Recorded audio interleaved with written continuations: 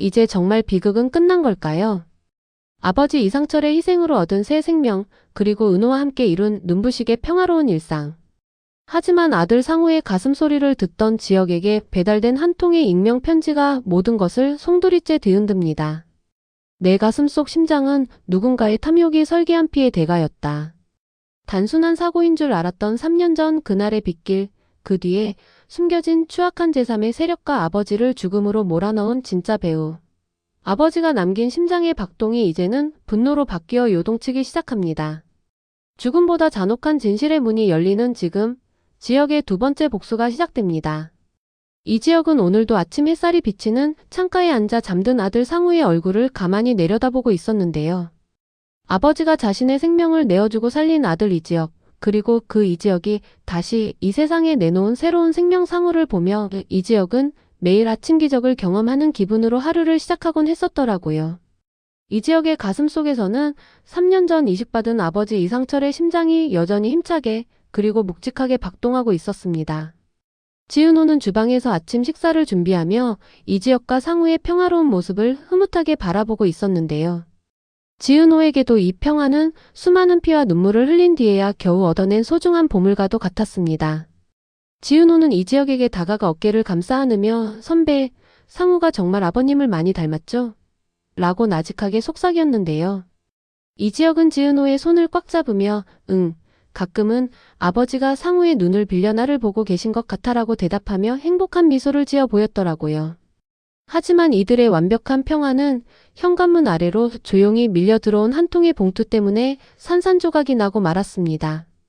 지은호가 우편물을 확인하러 나갔다가 발견한 그 봉투에는 발신인도 주소도 적혀있지 않았는데요. 봉투 안에는 낡은 카세트 테이프 하나와 피로 얼룩진 듯한 이상철의 옛날 손목시계가 들어있었습니다. 이지혁은 그 시계를 보는 순간 온몸에 피가 차갑게 식는 것을 느꼈는데요. 그것은 3년 전 사고 당일 이상철이 분명히 차고 있었으나 사고 현장에서는 끝내 발견되지 않았던 물건이었기 때문입니다. 이지혁은 떨리는 손으로 카세트 테이프를 플레이어에 넣었고 그곳에서 흘러나오는 목소리에 지은호와 이지혁은 서로의 숨소리조차 들리지 않을 만큼 얼어붙고 말았더라고요. 테이프 속에는 사고 직전의 긴박한 상황이 고스란히 담겨 있었는데요. 이상철의 거친 숨소리와 함께 누군가와 통화하는 목소리가 들렸습니다. 이상철은 박진석 회장님, 제 심장을 가져가시려는 건 알겠지만 제 아들 이지혁만은 건드리지 마십시오. 제 죽음이 당신의 계획대로 이뤄지게 하겠지만 제 아들에게는 절대 비밀로 해주셔야 합니다. 라고 울먹이며 말하고 있었는데요. 이지혁은 자신의 귀를 의심했습니다. 아버지가 단순히 불의의 사고로 뇌사에 빠진 것이 아니라 아들 이지혁을 살리기 위해 박진석과 어떤 추악한 거래를 하고 스스로 죽음을 선택했을지도 모른다는 의혹이 이지혁의 머릿속을 헤집어 놓았더라고요. 지은호는 이지혁의 창백해진 얼굴을 보며 선배, 이건 말도 안 돼요. 아버님은 사고로 돌아가신 거잖아요 라고 부정하려 했지만 테이프 너머로 들리는 박진석의 차가운 웃음소리는 그 부정조차 허락하지 않았습니다. 이지혁은 그 길로 감옥에 수감된 박진석을 찾아갔는데요. 휠체어에 앉아 초췌한 모습으로 면회실에 나타난 박진석은 이지혁을 보자마자 비릿한 미소를 지었습니다. 이지혁은 떨리는 목소리로 우리 아버지가 당신과 무슨 거래를 한 겁니까? 그 사고 정말 사고였나요? 라고 물었는데요. 박진석은 이지혁의 가슴팍을 가리키며 그 안에서 뛰는 심장이 너에게 뭐라고 하더냐? 감사하다고 하더냐? 아니면 살려달라고 비명을 지르더냐? 라며 이지혁의 죄책감을 잔인하게 파고들었습니다. 박진석은 이상철이 이지혁의 심장병을 고치기 위해 스스로 벼랑 끝으로 차를 몰았으며 그 대가로 박진석은 이지혁이 그룹의 후계자 자리를 포기하고 조용히 살 것을 종용했다는 사실을 폭로했는데요.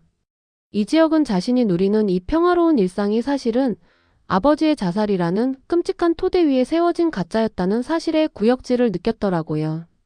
지은호는 이지혁이 박진석을 만나고 온 뒤로 식음을 전폐하고 방 안에 틀어박히자 가슴이 찢어지는 듯한 고통을 느꼈습니다.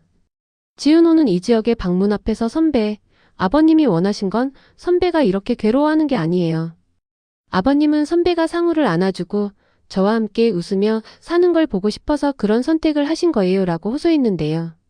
하지만 이지혁은 자신의 가슴 속에서 뛰는 심장이 이제는 생명의 상징이 아니라 아버지의 피냄새가 나는 저주처럼 느껴졌습니다.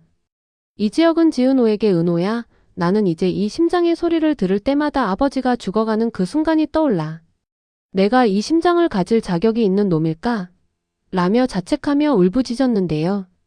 지은호는 문을 박차고 들어가 이지혁을 꽉 껴안으며 함께 오열했고 두 사람의 눈물은 방 안의 정적을 무겁게 채웠더라고요. 한편 CJ 그룹의 회장이 된 박성재는 아버지 박진석이 감옥에서도 끊임없이 이지혁을 흔들고 있다는 사실을 알고 분노했습니다. 박성재는 박진석을 찾아가 아버지, 제발 그만하세요. 이제는 다 끝났잖아요. 왜 형님에게 그런 잔인한 진실을 던져주신 겁니까? 라고 소리를 질렀는데요. 박진석은 박성재를 싸늘하게 쳐다보며 내가 가진 모든 것을 뺏어간 그놈이 행복하게 사는 꼴을 내가 어떻게 보겠니? 그 심장이 뛰는 한 이지혁은 평생 지옥에서 살게 될 거다라고 대답하며 광기 어린 집착을 보였습니다. 박성재는 아버지가 보여주는 이 끝없는 악의에 환멸을 느끼며 지은호를 찾아가 자신이 도울 수 있는 방법을 찾겠다고 약속했는데요. 지은호는 박성재의 도움으로 사고 당일 이상철의 행적을 다시 조사하기 시작했고 그 과정에서 박진석의 계획을 방해하려 했던 또 다른 인물의 존재를 발견하게 되었더라고요. 이지혁은 며칠 밤을 꼬박 새우며 고민한 끝에 아버지가 남긴 테이프의 뒷부분을 다시 듣게 되었습니다. 그곳에는 박진석과의 대화가 끝난 뒤 이상철이 혼자 남겨진 차 안에서 이지혁에게 남긴 마지막 메시지가 녹음되어 있었는데요. 이상철은 지혁아, 이건 거래가 아니라 내 선물이다. 내가 박진석의 꼭두각시로 사느니 내가 내 생명을 너에게 주고 너를 자유롭게 해주고 싶었다. 이 심장을 죄책감이 아니라 사랑으로 품어다오라고 말하며 평온한 목소리로 마지막을 준비하고 있었습니다.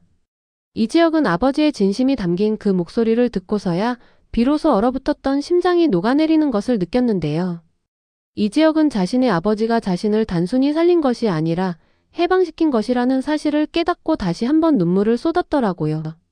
지은호는 이지혁이 다시 거실로 나와 상우를 안아주는 모습을 보고서야 안도의 한숨을 내쉬었습니다. 이지혁은 지은호에게 은호야, 나 이제 도망치지 않을게. 아버지가 주신 이 두 번째 생명을 박진석이 망치게 두지 않을 거야 라고 단단하게 말하며 지은호를 안심시켰는데요. 하지만 지은호는 여전히 박진석이 감옥 밖으로 뻗치고 있는 검은 손길을 경계하며 이 평화를 지키기 위해 자신이 해야 할 일을 찾기 시작했습니다. 지은호는 박성재와 협력하여 박진석이 과거에 저지른 또 다른 범죄의 증거를 찾아내어 그를 영원히 사회로부터 격리시키려는 계획을 세웠는데요. 지은호의 눈빛은 더 이상 가련한 피해자가 아니라 자신의 가정을 지키려는 강인한 어머니이자 아내의 모습으로 빛나고 있었더라고요. 이지혁은 다시 재단 업무에 복귀하여 심장병 환우들을 돕는 일에 매진하기 시작했습니다.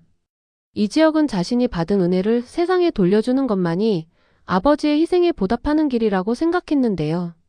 이지혁이 환하게 웃으며 아이들과 함께 시간을 보내는 모습은 많은 사람에게 감동을 주었고 그 소식은 감옥 안의 박진석에게도 전해졌습니다. 박진석은 자신의 독수가 이지혁을 무너뜨리지 못했다는 사실에 격분하며 감옥 안에서 발작을 일으켰고 결국 뇌졸중으로 쓰러져 말조차 할 수 없는 신세가 되고 말았는데요. 박진석의 몰락은 이지혁과 지은호에게는 더 이상 큰 뉴스조차 되지 못할 만큼 그들은 이미 자신들만의 진정한 화려한 날들을 향해 나아가고 있었더라고요. 어느덧 상우의 세 번째 생일이 다가왔고 이지혁과 지은호는 가족들과 함께 작은 파티를 열었습니다. 김다정은 손자 상우를 보며 어쩜 이렇게 할아버지를 쏙 빼닮았니라며 대견해했고 이상철의 빈자리는 슬픔이 아닌 그리움과 사랑으로 채워졌는데요. 이지혁은 상우의 가슴에 귀를 대고 상우야, 내 가슴 속에도 나중에 커서 누군가를 지켜줄 수 있는 뜨거운 심장이 뛰길 바란다고 축복하며 상우의 이마에 입을 맞추었습니다. 지은호는 그런 이지혁의 모습을 사진으로 남기며 이 순간이야말로 아버지가 원하셨던 가장 화려한 날의 풍경임을 확신하며 미소 지었는데요. 하지만 행복한 파티가 끝나고 밤이 깊었을 때 지은호는 이지혁이 잠든 사이 서재에서 이상철의 시계를 다시 한번 살펴보았습니다. 그런데 시계의 뒷면을 열어보자 그곳에는 박진석도 이지혁도 알지 못했던 아주 작은 메모리 칩 하나가 숨겨져 있었는데요. 지은호는 직감적으로 이것이 박진석을 완전히 무너뜨릴 수 있는 혹은 이지혁에게 또 다른 충격을 줄 수도 있는 마지막 진실임을 깨달았습니다. 지은호는 메모리 칩을 컴퓨터에 연결할지 말지를 고민하며 창밖의 어둠을 응시했고 그녀의 손끝은 미세하게 떨리고 있었습니다. 지은호는 이 지역의 평화를 지키기 위해 이 진실을 영영 묻어버릴지 아니면 완벽한 정의를 위해 세상에 공개할지 선택의 기로에 서게 되었더라고요. 이 지역은 잠결에 지은호의 빈자리를 느끼고 깨어나 서재로 향했습니다. 이 지역은 모니터 앞에 멍하니 앉아있는 지은호를 발견하고 은호야, 이 시간에 안 자고 뭐해? 라고 부드럽게 물었는데요. 지은호는 급히 메모리 칩을 손바닥 안에 감추며 아니에요, 선배. 그냥 잠이 안 와서 아버님 시계를 좀 보고 있었어요 라고 어색하게 웃어 보였습니다. 이 지역은 지은호의 눈동자가 흔들리는 것을 느꼈지만 더 이상 묻지 않고 그녀를 따뜻하게 안아주며 침실로 이끌었는데요. 지은호는 이 지역의 가슴에서 들려오는 규칙적인 심장 박동을 느끼며 자신의 손 안에 쥐어진 이 작은 칩이 가져올 폭풍우를 떠올리며 가슴 한구석이 서늘해지는 것을 느꼈습니다.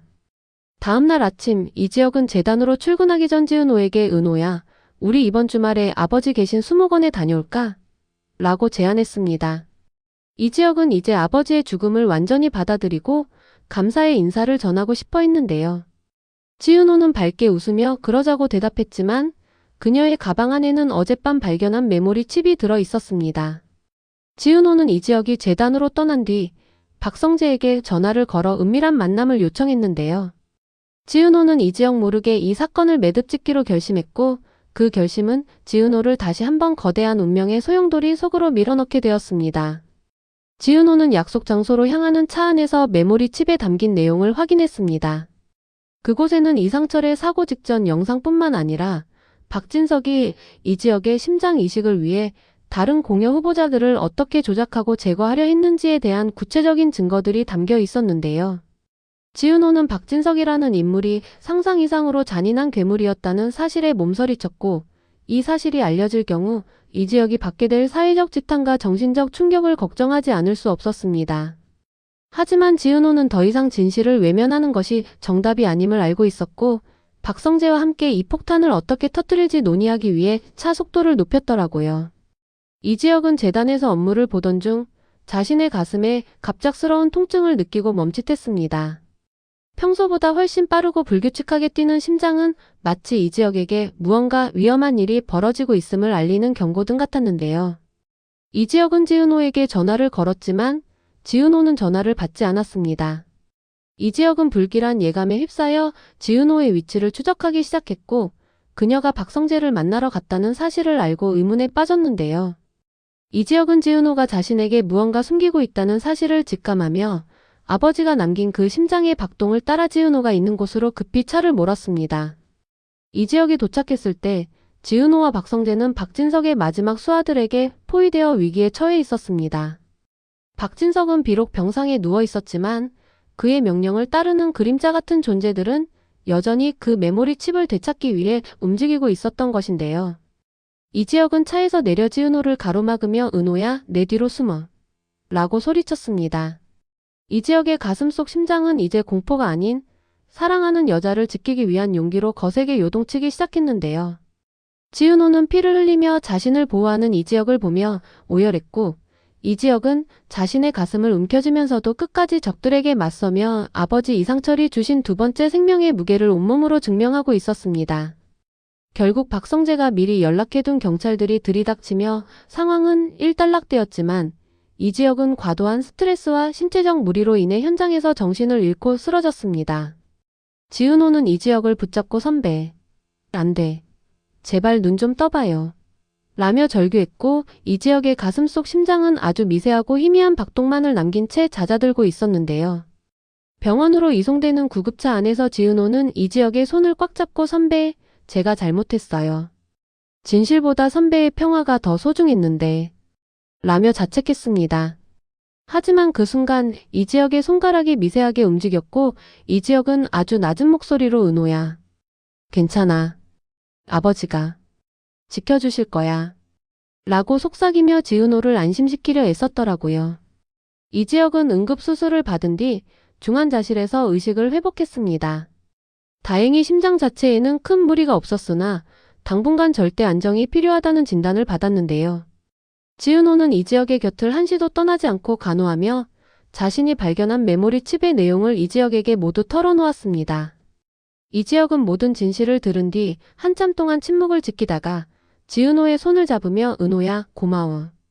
진실을 마주하는 건 아프지만 거짓 위에 세워진 행복은 언제든 무너질 수 있는 거잖아. 이제 정말 우리 아버지를 편히 보내드릴 수 있을 것 같아라고 말하며 오히려 지은호를 위로해 주었습니다. 이지혁과 지은호는 퇴원 후 그 메모리 칩의 내용을 언론에 공개하지 않고 검찰에 넘겨 박진석의 여죄를 확정짓는 데만 사용하기로 했습니다. 자신들의 행복을 파괴하면서까지 세상을 시끄럽게 만들고 싶지 않았고 무엇보다 상우에게 할아버지의 죽음이 추문으로 남지 않기를 바랐기 때문인데요. 박성재는 형과 형수의 뜻을 존중하며 그룹 차원에서 유가족들에 대한 보상과 사과를 진행했고 박진석은 법원으로부터 종신형에 가까운 추가 선고를 받으며 영원히 세상과 단절되었습니다. 이지혁은 자신의 가슴에 손을 얹고 이제는 정말 평온해진 아버지의 박동을 느끼며 지은호와 함께 다시 시작될 화려한 날들을 향해 미소 지었습니다. 마지막 장면에서 이지혁과 지은호, 그리고 부쩍 자란 상우는 이상철의 수목원을 찾았습니다. 이지혁은 나무 아래에 아버지의 낡은 시계를 묻으며 아버지, 이제는 정말 시계 걱정하지 마시고 편히 쉬세요. 제가 주신 이 심장으로 세상에서 가장 행복한 아버지가 될게요 라고 인사했습니다. 지은호는 이지혁의 어깨에 기대어 멀리 보이는 바다를 바라보았고 상우는 나비 한 마리를 쫓아 풀밭을 뛰어다니고 있었는데요. 이지혁의 가슴속 심장은 이제 누구의 것도 아닌 사랑하는 가족을 위해 뛰는 이지혁 자신의 심장이 되어 가장 눈부시고 화려한 생명의 박동을 이어가고 있었습니다. 이지혁과 지은호의 이야기는 그렇게 또 다른 시작을 알리며 끝을 맺었는데요. 이들의 삶은 앞으로도 때로는 흔들리고 때로는 아프겠지만 서로의 심장 소리를 믿고 나아가는 한 그 어떤 어둠도 그들을 막을 수 없을 것이라는 확신이 들었습니다. 이지혁의 가슴 속에서 울려 퍼지는 그 힘찬 박동은 죽음을 넘어선 사랑이 어떻게 한 사람의 인생을 그리고 한 가족의 미래를 화려하게 꽃피울 수 있는지 보여주는 가장 아름다운 증거였더라고요. 지은호는 이지혁의 손을 더욱 꽉 잡으며 내일은 오늘보다 더 화려할 것이라고 다짐하며 석양 속으로 걸어갔습니다. 이지혁의 가슴 속에서 뛰는 심장이 갑자기 낯선 이의 이름에 반응하며 요동치기 시작한 것은 결코 단순한 건강상의 이상 신호가 아니었습니다. 이지혁은 수술 후 회복을 위해 지은호와 함께 바닷가 근처의 별장에 머물며 평온한 시간을 보내고 있었는데요. 이지혁은 매일 아침 수평선 너머로 떠오르는 태양을 보며 자신의 가슴을 지탱해주고 있는 아버지 이상철의 심장에 고마움을 전하곤 했었더라고요. 하지만 그 평화는 별장 대문 앞에 놓인 정체 모를 국화 꽃다발 하나로 인해 다시금 흔들리기 시작했습니다. 지은호는 그 꽃다발을 발견하고는 불길한 예감에 휩싸여 이지혁에게 알리지 않고 몰래 치우려 했지만 이지혁은 이미 베란다에서 그 광경을 지켜보고 있었는데요. 이지혁은 지은호에게 다가가 그 꽃의 의미가 무엇인지 물었고 지은호는 차마 대답하지 못한 채 꽃다발 속에 숨겨진 작은 메모지 하나를 이지혁에게 건네주었습니다. 그 메모지에는 이 심장의 원래 주인은 내 동생이었습니다. 라는 짧고도 날카로운 문장이 적혀 있었는데요. 이지혁은 그 문장을 읽는 순간 가슴속 깊은 곳에서 날카로운 통증이 번져나가는 것을 느꼈습니다. 지은호는 이지혁의 안색이 창백해지는 것을 보고 그를 부축하며 선배, 그냥 누군가의 장난일 거예요. 신경 쓰지 마세요라고 달랬지만 이지혁의 직감은 이것이 박진석이 남긴 또 다른 잔인한 유산임을 가리키고 있었습니다. 이지혁은 그날 밤 지은호가 잠든 사이 서재로 내려가 메모리 칩의 내용을 다시 한번 꼼꼼히 살피기 시작했는데요. 이지혁은 그곳에서 박진석이 자신의 수술 순번을 앞당기기 위해 의도적으로 수술 직전 순이었던 한 청년의 기록을 삭제하고 조작했다는 사실을 발견하고는 큰 충격에 빠졌더라고요. 그 청년의 이름은 한결이었고 메모지를 남긴 사람은 그의 누나인 민서라는 여성이었습니다. 이지혁은 자신이 받은 이 생명이 단순히 아버지의 희생뿐만 아니라 누군가가 당연히 받아야 했을 기회를 박탈하고 얻은 전리품이라는 사실에 몸서리쳤는데요. 이지혁은 지은호에게 이 사실을 털어놓으며 은호야, 나는 이제 이 심장을 품고 살아갈 자신이 없어. 내 심장 박동 소리가 마치 그 청년의 비명처럼 들려라고 고백하며 절망했습니다. 지은호는 괴로워하는 이지혁을 껴안으며 선배의 잘못이 아니에요. 이건 박진석 회장이 저지른 악행일 뿐이에요 라고 위로했지만 이지혁의 가슴속 응어리는 쉽게 풀리지 않았습니다. 결국 이지혁은 지은호 몰래 민서를 찾아가기로 결심했는데요. 이지혁은 박성재에게 연락하여 민서의 행방을 수소문했고 그녀가 현재 한 병원의 호스피스 병동에서 자원봉사를 하며 살아가고 있다는 소식을 듣게 되었습니다. 이지혁은 병원을 찾아가 민서와 마주하게 되었는데 민서는 이지혁을 보자마자 원망 섞인 눈빛으로 당신이군요. 내 동생의 기회를 뺏고 살아남은 그 사람이라고 차갑게 쏘아붙였습니다. 이지혁은 민서 앞에 무릎을 꿇고 고개를 숙이며 정말 죄송합니다. 제가 그 사실을 알았더라면 결코 수술을 받지 않았을 겁니다. 라고 진심으로 사죄했는데요. 하지만 민서는 당신의 사과가 내 동생을 살려내지는 못해요. 그 심장이 뛰는 매 순간 내 동생의 죽음을 기억하세요. 라는 잔인한 말을 남기고 떠나버렸더라고요. 이지혁은 민서를 만난 뒤 더욱 심한 자책감에 시달리며 건강이 급격히 악화되었습니다. 지은호는 이지혁이 몰래 민서를 만났다는 사실을 알고 박성재에게 전화를 걸어 성재씨, 어떻게 선배를 그곳에 보내줄 수 있어요? 선배 상태가 얼마나 위태로운지 모르세요? 라며 화를 냈는데요. 박성재는 지은호의 질책에 고개를 숙이며 형님이 너무 간절하게 부탁하셔서 어쩔 수 없었습니다. 하지만 저도 민서라는 여자가 이렇게까지 형님을 몰아붙일 줄은 몰랐습니다. 라고 사과했습니다. 박성재는 이 상황을 해결하기 위해 직접 민서를 만나 박진석의 조작 과정에 이지혁은 전혀 개입하지 않았음을 설명하려 했었지만 민서의 마음은 쉽게 열리지 않았습니다. 한편 정신병원에 있던 고성희는 가끔 제정신이 돌아올 때마다 지은호에게 전화를 걸어 알 수 없는 소리를 늘어놓곤 했는데요. 고성희는 지은호에게 은호야, 내 남편 가슴에 든 그거 사실은 독사야. 그게 결국 너희를 다 잡아먹을 거야 라며 저주 섞인 말을 퍼부었습니다.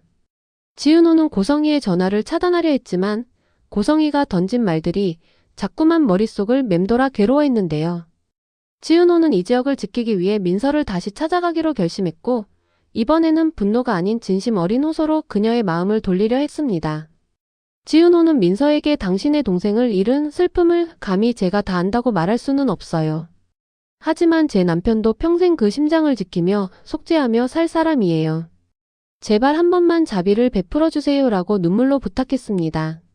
민서는 지은호의 눈물을 보며 잠시 흔들리는 듯 했으나 여전히 차가운 태도를 유지했는데요. 하지만 민서는 지은호가 떠난 뒤 자신의 동생 한결이 생전에 남겼던 일기장을 다시 꺼내 읽어보았습니다. 그 일기장에는 내가 만약 수술을 받지 못하더라도 내 심장 대신 살아남은 누군가는 세상에 꼭 필요한 사람이었으면 좋겠다는 글귀가 적혀 있었는데요. 민서는 동생의 따뜻한 마음을 떠올리며 이지혁을 향한 증오심이 동생의 뜻과는 다르다는 사실을 깨닫고 깊은 고민에 빠졌습니다. 민서는 며칠 뒤 직접 이지혁의 별장을 찾아와 이지혁과 지은호 앞에 섰는데요. 민서는 이지혁에게 내 동생은 당신보다 훨씬 따뜻한 사람이었어요. 그 심장이 부끄럽지 않게 살겠다고 약속하세요. 그럼 더 이상 당신을 괴롭히지 않을게요 라고 말하며 화해의 손길을 내밀었습니다. 이지혁은 민서의 손을 잡으며 반드시 그렇게 하겠습니다. 한결 씨의 목까지 최선을 다해 살겠습니다 라고 맹세했는데요. 민서가 떠난 뒤 이지혁은 비로소 가슴을 짓누르던 무거운 바위 하나가 내려앉은 듯한 기분을 느꼈습니다. 지은호는 이지혁의 손을 잡고 선배, 이제 정말 다 해결된 거죠? 이제 우리 상우랑 행복하기만 하면 되는 거죠? 라고 물으며 환하게 웃어 보였더라고요. 하지만 이지혁과 지은호의 행복을 시기하듯 감옥에 있던 박진석의 수하들이 마지막 발악을 준비하고 있었습니다. 박진석은 병상에서 지시를 내려 이지혁이 운영하는 재단의 자금을 횡령했다는 누명을 씌워 이지혁을 사회적으로 매장시키려 했는데요. 이지혁은 갑작스러운 검찰의 압수수색에 당황했지만 이번에는 도망치지 않고 정면으로 맞서기로 했습니다. 박성재는 그룹 내의 법무팀을 동원해 이지혁의 결백을 입증하기 위해 동분서주했고 지은호는 박진석이 숨겨둔 이면 계약서를 찾아내기 위해 위험을 무릅쓰고 박진석의 옛 비밀 별장을 뒤지기 시작했는데요. 지은호는 별장에서 박진석의 비서가 폐기하려던 장부를 극적으로 입수하는 데 성공했습니다. 그 장부에는 박진석이 이지혁의 수술을 조작하기 위해 병원 관계자들에게 뇌물을 뿌린 정황이 고스란히 담겨 있었는데요. 이지혁은 이 자료를 바탕으로 자신에게 씌워진 누명을 벗는 것은 물론 박진석의 죄를 더욱 명확히 밝혀낼 수 있었습니다. 이지혁은 언론 인터뷰를 통해 제 심장은 타인의 희생으로 얻어진 것입니다. 저는 이 생명을 개인의 욕심이 아닌 사회를 위해 쓰며 평생 속죄하겠습니다 라고 발표하며 국민들의 마음을 움직였더라고요. 이 모든 과정에서 이지혁은 신체적으로 큰 무리를 겪었지만 지은호의 극진한 간호 덕분에 빠르게 회복할 수 있었습니다. 이지혁은 지은호에게 은호야, 내가 없었으면 나는 벌써 무너졌을 거야. 너는 내 삶의 진짜 심장이야 라고 고백하며 감동을 선사했는데요. 지은호는 이지혁의 품에 안겨 우리는 이제 어떤 폭풍이 와도 견뎌낼 수 있어요. 아버님과 한결씨가 우리를 지켜주고 있으니까요 라고 대답하며 서로의 사랑을 다시 한번 확인했습니다. 상우는 부모님의 다정한 모습을 보며 방긋방긋 웃었고 별장의 마당에는 평화로운 웃음소리가 가득 울려 퍼졌습니다. 박성재는 CJ그룹의 이미지를 쇄신하기 위해 이지혁의 재단에 대규모 기부를 결정했고 기업의 투명성을 높이기 위한 강도 높은 개혁을 단행했습니다. 박성재는 이지혁을 찾아와 형님, 이제 정말 CJ그룹의 어두운 그림자를 다 걷어낸 것 같습니다. 이제 편하게 형님의 길을 가세요라고 말하며 형제의 우애를 다졌는데요. 이지혁은 박성재의 어깨를 두드리며 고맙다 성재야. 너도 이제 내 인생을 살아. 수빈이랑 예쁜 아이 낳고 행복하게라고 덕담을 건넸습니다. 수빈은 이미 출산을 앞두고 있었고 두 가족은 머지않아 새로운 생명의 탄생을 함께 축하하기로 약속했더라고요. 고성이는 결국 병세가 악화되어 세상을 떠났다는 소식이 전해졌습니다.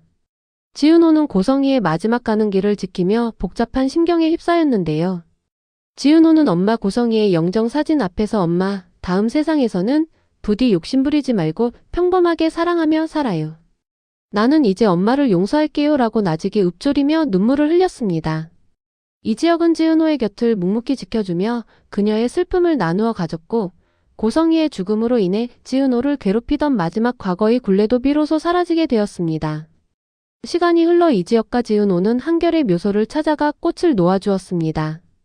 민서도 그 자리에 함께하여 이지혁과 지은호의 앞날을 축복해 주었는데요. 이지혁은 자신의 가슴에 손을 얹고 한결씨 들리시나요? 당신의 심장이 이제는 누군가를 살리는 희망의 소리로 뛰고 있습니다. 라고 속삭였습니다. 민서는 그런 이지혁의 모습을 보며 마침내 미소를 지었고 세 사람은 함께 산을 내려오며 화해와 치유의 시간을 가졌는데요. 이지혁의 가슴속 심장은 이제 더 이상 무거운 짐이 아닌 세상을 따뜻하게 만드는 엔진이 되어 힘차게 박동하고 있었습니다. 별장으로 돌아온 이지혁과 지은호는 상우와 함께 해변을 산책하며 저물어가는 노을을 감상했습니다. 이지혁은 지은호의 손을 잡고 은호야, 우리 인생에 또 시련이 올 수도 있겠지만 우리는 이 심장 소리를 들으며 언제든 다시 일어날 수 있을 거야 라고 말하며 강한 의지를 보였는데요. 지은호는 이지혁의 어깨에 머리를 기대며 네 선배. 우리의 화려한 날들은 이제 시작이니까요 라고 대답했습니다. 세 사람의 그림자가 모래사장 위로 길게 늘어지며 하나로 합쳐지는 순간 세상 그 무엇보다 아름다운 가족의 초상이 완성되며 깊은 감동을 자아냈는데요. 이지혁의 가슴 속에서 울려 퍼지는 심장 소리는 이제 바다의 파도 소리와 어우러져 평온한 선율을 만들어내고 있었습니다. 죽음을 넘어선 희생, 그리고 그 희생을 헛되이 하지 않으려는 산자들의 노력이 결실을 보아 비극은 축복으로 바뀌어가고 있었는데요. 지은호는 이지혁의 가슴에 귀를 대고 선배, 심장 소리가 정말 건강하게 들려요. 마치 우리에게 사랑한다고 말하는 것 같아요 라고 속삭였습니다. 이지혁은 지은호를 더욱 꽉 껴안으며 앞으로 다가올 모든 날이 아버지가 주신 선물임을 잊지 않겠다고 다짐하며 밤바다의 정취 속에 잠겼더라고요. 이지혁과 지은호의 화려한 날들은 단순히 부유하거나 유명해지는 것이 아니라 서로의 아픔을 보듬고 진실을 마주하며 함께 걸어가는 평범하지만 특별한 일상 속에 있었습니다. 이지혁은 자신의 가슴속 심장이 멈추는 날까지 지은호와 상우를 위해 모든 것을 바치겠다고 결심했고 그 결심은 이지혁의 눈빛을 그 어느 때보다 단단하게 만들었는데요. 지은호는 그런 이지혁을 믿고 의지하며 자신들의 이야기가 누군가에게는 또 다른 희망이 되기를 바라는 마음으로 일기를 적어 내려갔습니다. 두 사람의 사랑은 이제 지독한 운명을 이겨내고 세상에서 가장 따뜻하고 눈부신 빛이 되어 온 세상을 비추기 시작했습니다. 지은호의 친아버지를 죽음으로 몰아넣은 진짜 공범이 지금 이지혁의 가슴 속에서 뛰고 있는 심장의 주인이었다는 사실은 그 어떤 잔인한 농담보다도 가혹한 진실이었습니다. 이지혁과 지은호가 고성이를 떠나보내고 겨우 마음을 추스르던 어느 깊은 밤, 지은호는 별장 서재에서 남편 이지영 몰래 이상철의 시계 속 메모리 칩을 열어보고는 그 자리에 망연자실하게 굳어버리고 말았는데요. 그 칩 안에는 30년 전 지은호의 친아버지가 운영하던 회사가 박진석의 계략에 의해 무너지던 날의 기록이 고스란히 담겨 있었습니다. 그런데 충격적이게도 박진석의 지시를 받아 서류를 조작하고 지은호의 친아버지에게 누명을 씌워 벼랑 끝으로 밀어낸 사람이 다름 아닌 이지혁의 아버지 이상철이었다는 사실이 드러난 것이었더라고요. 지은호는 자신의 아버지를 죽음으로 몰아넣은 원수의 아들과 결혼해 심지어 그 원수의 심장을 이식받아 살아난 남편을 매일 사랑하며 안아주었다는 사실에 온몸을 부르르 떨며 오열했습니다.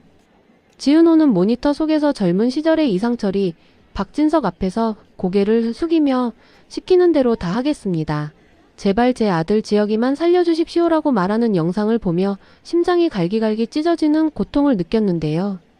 이상철은 자신의 아들 이지혁의 심장병 치료비를 마련하기 위해 지은호의 가정을 파괴하는 악마의 손을 잡았던 것이었습니다. 지은호는 이지혁의 가슴 속에서 규칙적으로 들려오는 저 심장 박동이 사실은 자신의 아버지가 흘린 피의 대가였다는 생각에 거실에서 곤히 잠든 이지혁의 얼굴을 도저히 마주할 용기가 나지 않았더라고요. 지은호는 차가운 밤바람이 불어오는 별장 베란다로 나가 하염없이 눈물을 흘리며 운명의 신이 자신들에게 왜 이토록 잔인한 시련을 반복해서 주는지 원망하고 또 원망했습니다. 이지혁은 거실에서 잠결에 지은호의 울음소리를 듣고 깨어나 베란다로 향했는데요. 이지혁은 바닥에 주저앉아 어깨를 들썩이며 우는 지은호를 발견하고는 깜짝 놀라 그녀를 일으켜 세우려 했습니다. 은호야, 왜 그래? 무슨 일이 있었던 거야? 라며 다급하게 묻는 이지혁의 목소리는 다정했지만 그 목소리가 들릴 때마다 지은호는 자신의 아버지가 억울하게 눈을 감던 순간이 떠올라 이지혁의 손을 거칠게 뿌리치고 말았는데요. 지은호는 도끼 어린 눈으로 이지혁을 바라보며 선배 가슴속에서 뛰는 그 심장, 우리 아빠를 죽이고 얻은 거였어요. 우리 아빠를 그렇게 만든 게 바로 선배의 아버지였다고요. 라고 소리를 질렀습니다. 이지혁은 지은호의 말에 머리를 한 대 엇맞은 듯 멍한 표정으로 서 있었고 지은호가 건넨 메모리 칩 속 영상을 확인한 뒤에는 이내 다리에 힘이 풀려 주저앉고 말았더라고요. 이지혁은 자신의 아버지가 평생 자신에게 인자하고 희생적인 모습만 보여주었기에 그런 추악한 과거가 있을 줄은 꿈에도 상상하지 못했습니다. 이지혁은 모니터 속 아버지 이상철의 비겁한 모습을 보며 구역질을 느꼈고 자신의 가슴을 손톱으로 긁으며 아니야, 그럴 리 없어. 우리 아버지가 그럴 리 없단 말이야. 라고 절규했는데요. 하지만 영상 속 진실은 명확했고 이지혁은 자신이 누려온 모든 행복이 지은호의 불행 위에 쌓인 모래성임을 깨닫게 되었습니다. 이지혁은 지은호에게 다가가지도 못한 채 은호야, 미안해. 내가 이 심장을 가지고 살아서는 안 되는 거였어 라고 자책하며 바닥에 머리를 찌우며 사죄했는데요. 지은호는 그런 이지혁을 보며 미움과 사랑이 교차하는 감정에 휩싸여 아무런 말도 하지 못한 채 밤을 지새웠습니다. 다음날 아침 지은호는 상우를 데리고 말없이 별장을 떠나 친정어머니 김다정의 집으로 향했는데요. 이지혁은 떠나가는 지은호를 붙잡고 싶었지만 자신의 존재 자체가 지은호에게는 거대한 상처라는 생각에 차마 발걸음을 떼지 못했습니다. 이지혁은 텅 빈 별장에 홀로 남겨져 자신의 가슴 소리에 귀를 기울였는데 어제까지만 해도 고마웠던 아버지의 박동이 이제는 자신을 조롱하는 비웃음처럼 들려 괴로워했는데요. 이지혁은 결국 박성재에게 연락하여 30년 전의 사건을 다시 조사해달라고 부탁했고 박성재는 이지혁의 목소리에서 느껴지는 깊은 절망감에 당황하며 즉시 사람들을 풀어 과거의 기록들을 뒤지기 시작했더라고요. 박성재는 조사 끝에 이상철이 박진석의 협박에 못 이겨 사건에 가담했다는 추가 증거들을 찾아내었습니다. 박진석은 당시 이지혁의 목숨을 담보로 이상철을 조종했으며 이상철은 지은호의 아버지를 배신한 뒤 평생을 죄책감 속에서 살아왔다는 사실이 밝혀졌는데요. 이상철이 아들에게 자신의 심장을 기증하며 남긴 미안하다는 말은 단순히 죽음 앞에 남긴 인사가 아니라 30년 전부터 이어져 온 자신의 죄에 대한 마지막 속죄였다는 것을 박성재는 이지혁에게 전해주었습니다. 이지혁은 박성재가 가져온 서류들을 보며 아버지가 왜 그토록 낡은 지갑과 신발을 고집하며 검소하게 살았는지, 왜 늘 지은호를 볼 때마다 말로 다 할 수 없는 애틋한 눈빛을 보냈는지 비로소 이해하게 되었더라고요. 하지만 지은호의 마음은 쉽게 돌려지지 않았습니다. 지은호는 김다정의 집에서 상우를 돌보며 이지혁의 연락을 일절 받지 않았는데요. 김다정은 딸 지은호의 야윈 얼굴을 보며 은호야, 사람의 죄는 미워하되 그 사람까지 미워해서는 내가 먼저 죽는다. 지혁이 아버지가 큰 잘못을 했지만 지혁이는 아무것도 모르고 너를 사랑하지 않았니? 라며 설득했지만 지은호는 엄마, 내 가슴에 귀를 대면 아빠의 비명 소리가 들리는 것 같아. 선배를 볼 때마다 그 영상 속 이상철 씨의 얼굴이 겹쳐 보여서 도저히 못 보겠어라며 고개를 저었습니다. 지은호는 이지혁과의 인연을 여기서 끝내는 것이 서로를 위해 최선이라는 생각까지 하게 되었고 변호사를 통해 이혼 서류를 준비하기 시작했는데요. 이지혁은 지은호가 이혼을 준비한다는 소식을 듣고는 마지막으로 지은호를 찾아갔습니다.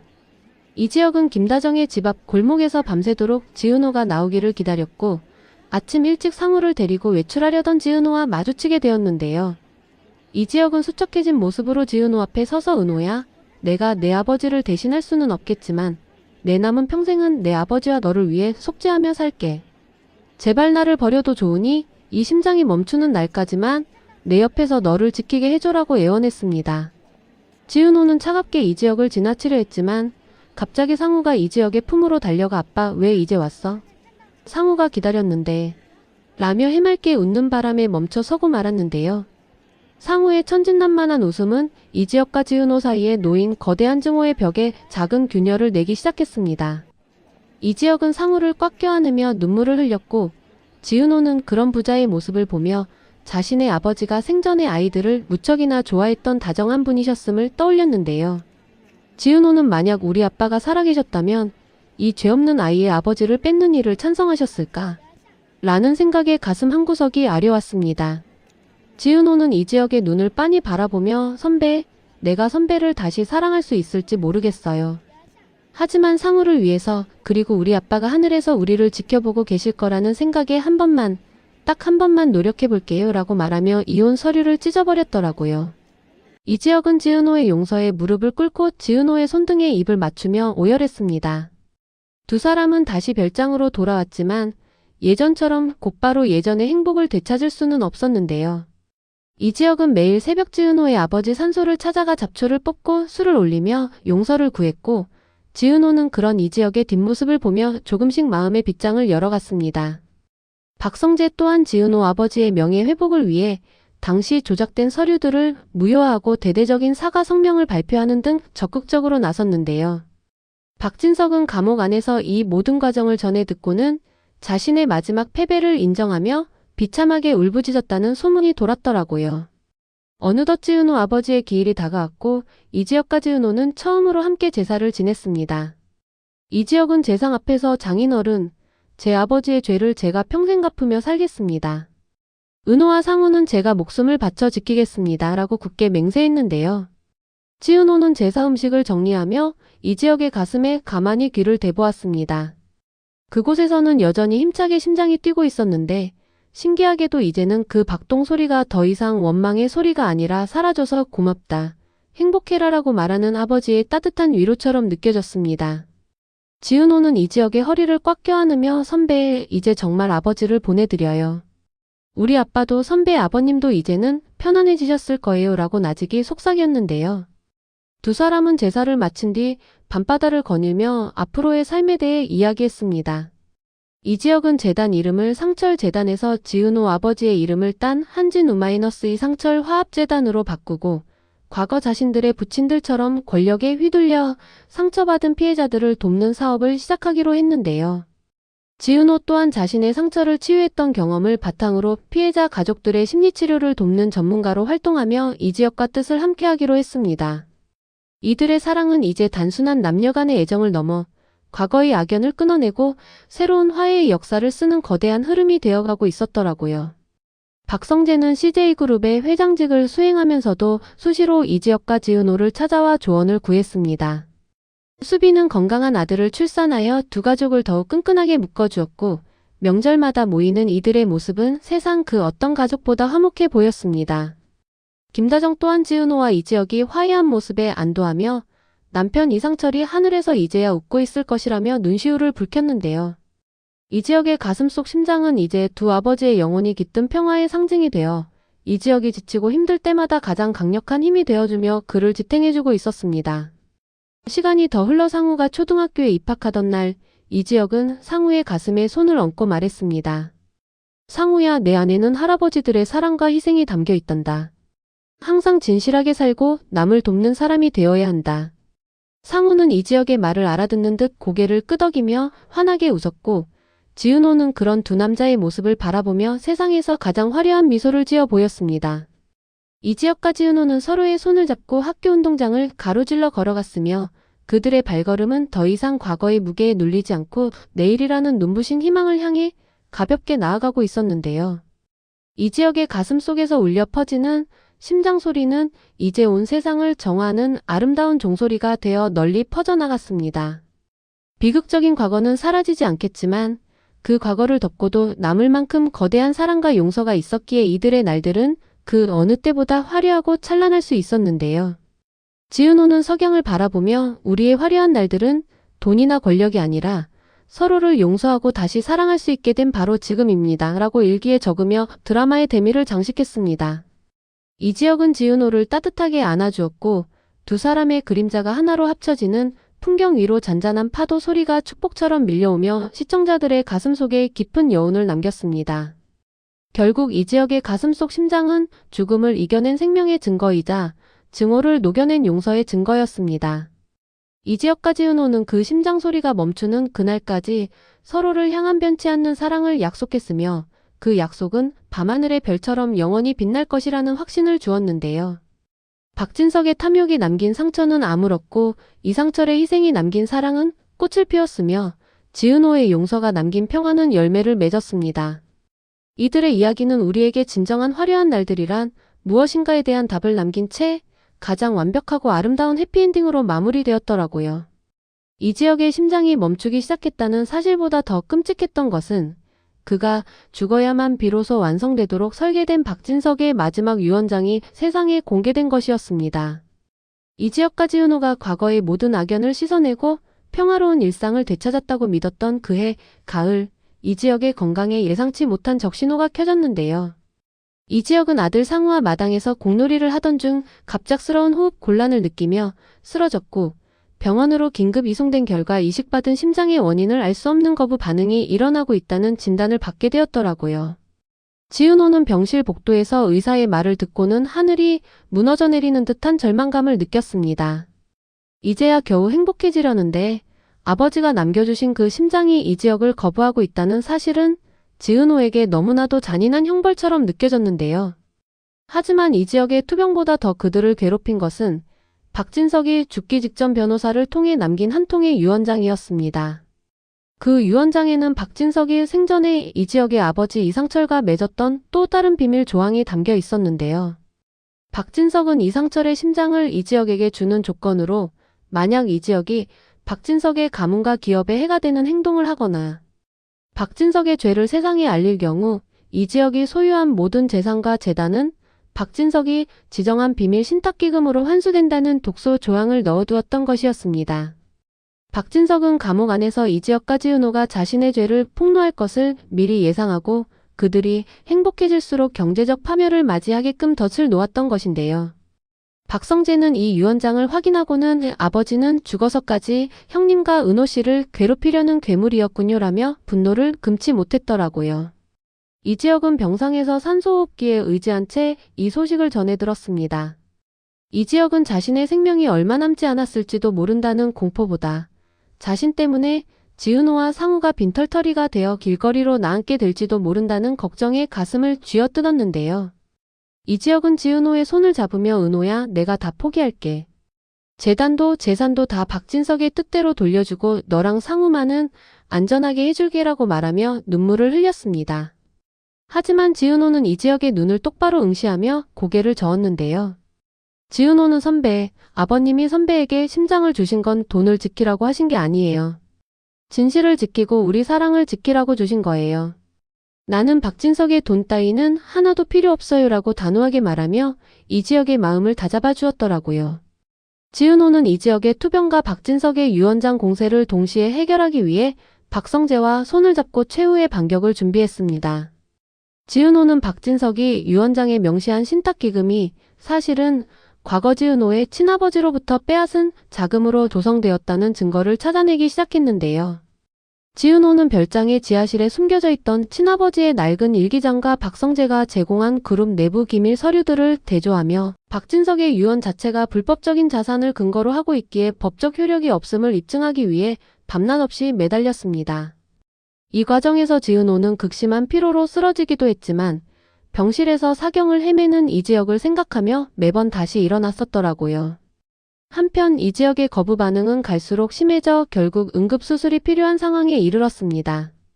의료진은 새로운 심장 이식이 필요할 수도 있다고 경고했지만 적합한 기증자를 찾기란 하늘의 별 따기였는데요. 그때 과거 이지혁에게 원망을 쏟아냈던 한결의 누나 민서가 다시 나타났습니다. 민서는 이지혁이 자신의 동생 한결을 위해 설립했던 장학재단과 그가 진심으로 속죄하며 살아온 모습에 감동해 이번에는 이지혁을 살리기 위해 전국적인 장기 기증 캠페인을 벌이기 시작했는데요. 민서의 진심 어린 호소에 수많은 사람이 움직였고 기적적으로 이지혁의 조직과 일치하는 기증자가 나타나 수술을 진행할 수 있게 되었습니다. 이지혁의 수술 당일 지은호는 수술실 문 앞에서 간절히 기도하며 박진석의 유언 무효 소송 판결을 기다리고 있었습니다. 수술실 안에서는 이지혁의 가슴이 다시 열리고 아버지 이상철이 주었던 심장이 제 역할을 다하고 물러나는 고통스러운 과정이 이어졌는데요. 신기하게도 수술 도중 이지혁은 꿈속에서 아버지 이상철을 다시 만났습니다. 이상철은 이지혁의 손을 잡으며 지혁아, 내 심장은 이제 내 가슴 속에 사랑이라는 이름으로 영원히 남을 거다. 이제는 내가 스스로의 힘으로 숨쉬고 살아가거라라고 말하며 환하게 웃어주었는데요. 이지혁은 그 꿈속에서 아버지의 품을 떠나 눈부신 빛을 향해 걸어갔고 그 순간 수술실의 모니터에는 이지혁의 새로운 심장 박동이 규칙적으로 울려 퍼지기 시작했습니다. 같은 시각 법원에서는 박진석의 유언장이 공소장 속에 반하며 불법적인 자산을 근거로 작성되었기에 무효라는 판결이 내려졌습니다. 지은호는 승소 소식을 듣자마자 수술실로 달려갔고 이지혁이 무사히 수술을 마치고 회복실로 옮겨졌다는 말을 듣고는 바닥에 주저앉아 통곡했는데요. 그 눈물은 그동안 쌓였던 모든 원망과 공포, 죄책감이 씻겨 내려가는 치유의 눈물이었습니다. 이지혁은 며칠 뒤 의식을 회복했고 자신의 가슴에 손을 얹으며 이제는 정말 자신의 것이 된 하지만 여전히 아버지의 사랑이 깃든 뜨거운 고동을 느끼며 지은호를 향해 미소 지었더라고요. 이지혁은 회복 후 가장 먼저 박진석의 묘소를 찾아갔습니다. 이지혁은 비석 앞에 유언장 무효 판결문을 놓아두며 당신은 죽어서까지 우리를 가두려 했지만 사랑은 당신의 탐욕보다 훨씬 강했습니다. 이제 당신을 진심으로 용서하고 내 기억 속에서 영원히 지우겠습니다. 라고 선언했는데요.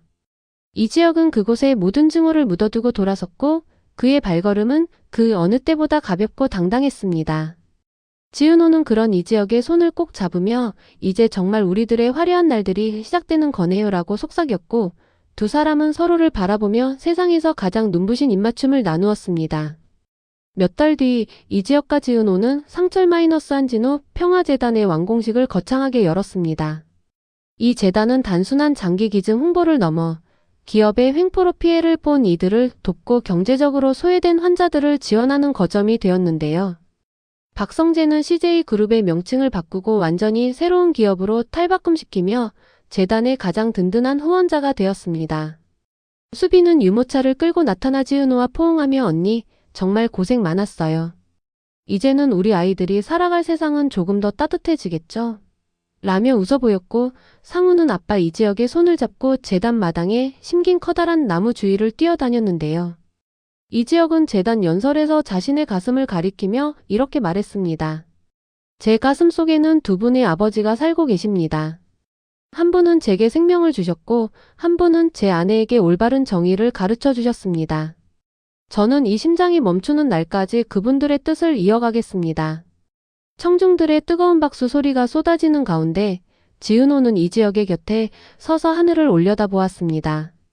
구름 사이로 쏟아지는 햇살은 마치 두 아버지가 그들을 축복하며 내려다보고 있는 듯한 따스한 온기를 머금고 있었는데요. 지은호는 이제야 비로소 과거의 유령들에게서 완벽하게 자유로워졌음을 느꼈습니다. 그날 저녁 이지혁과 지은호는 처음 만났던 장소인 강변공원을 다시 찾았습니다. 이지혁은 지은호에게 다가가 그녀의 가슴에 귀를 대보았는데요.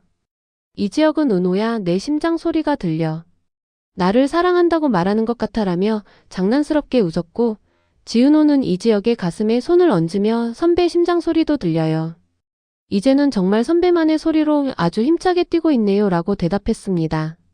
두 사람은 노을이 지는 강물을 바라보며 앞으로 다가올 수많은 날이 비록 화려하지 않을지라도 서로가 곁에 있기에 그 어떤 날보다 찬란할 것임을 확신하며 어깨를 나란히 하고 걸어갔는데요. 이지혁과 지은호의 사랑은 시련 속에서 단단해졌고 죽음 앞에서도 굴복하지 않는 위대한 유산이 되었습니다. 이지혁은 자신의 삶이 누군가의 희생 위에 세워졌음을 잊지 않으면서도 그 희생을 헛되이 하지 않기 위해 매 순간 최선을 다해 사랑하며 살아갈 것을 다짐했는데요. 지은호 또한 이지혁의 곁에서 때로는 방패가 되고 때로는 빛이 되어주며 자신들이 일궈낸 이 평화를 끝까지 지켜나가겠다고 마음먹었습니다. 이들의 뒷모습 위로 흐르는 잔잔한 음악과 함께 세상의 모든 상처받은 이들에게 용서와 화해의 메시지를 전하며 드라마는 영원히 기억될 대단원의 막을 내렸습니다. 이지혁의 가슴속 심장은 이제 더 이상 비극의 씨앗이 아니라 새로운 생명과 희망을 틔우는 가장 아름다운 꽃이 되어 만개하고 있었습니다. 지은호는 이지혁의 품 안에서 가장 안온한 휴식을 취했고 이지혁은 지은호를 위해 자신의 남은 생을 온전히 바치겠다는 맹세를 지키며 그녀의 머리카락을 부드럽게 쓰다듬었는데요. 밤하늘의 별들이 하나둘 깨어나 그들의 앞길을 비추는 가운데 이지혁과 지은호의 화려한 날들은 시간의 흐름을 넘어 영원한 전설로 남게 되었습니다. 두 사람이 나눈 마지막 대화는 사랑이라는 평범한 말이었지만 그 안에는 우주보다 깊은 진심이 담겨 있어 보는 이들의 가슴에 깊은 감동의 박동을 남겼더라고요. 결국 인생에서 가장 화려한 날은 돈과 명예가 정점에 이른 순간이 아니라 사랑하는 사람의 심장 소리를 들으며 함께 눈을 뜰 수 있는 바로 오늘이라는 사실을 이지혁과 지은호는 온몸으로 증명해 보였습니다. 이지혁은 자신의 가슴 속에서 울리는 그 묵직한 고동을 따라 지은호와 함께 끝없는 행복의 길로 나아갔고 그들의 발자취가 닿는 곳마다 새로운 생명의 경이로움이 피어났는데요. 지은호는 이지혁의 손을 절대 놓지 않겠다고 다짐하며 자신들의 이야기가 비극으로 시작해 찬란한 희망으로 끝났음을 세상 모든 이에게 미소로 전하며 마지막 인사를 건넸습니다.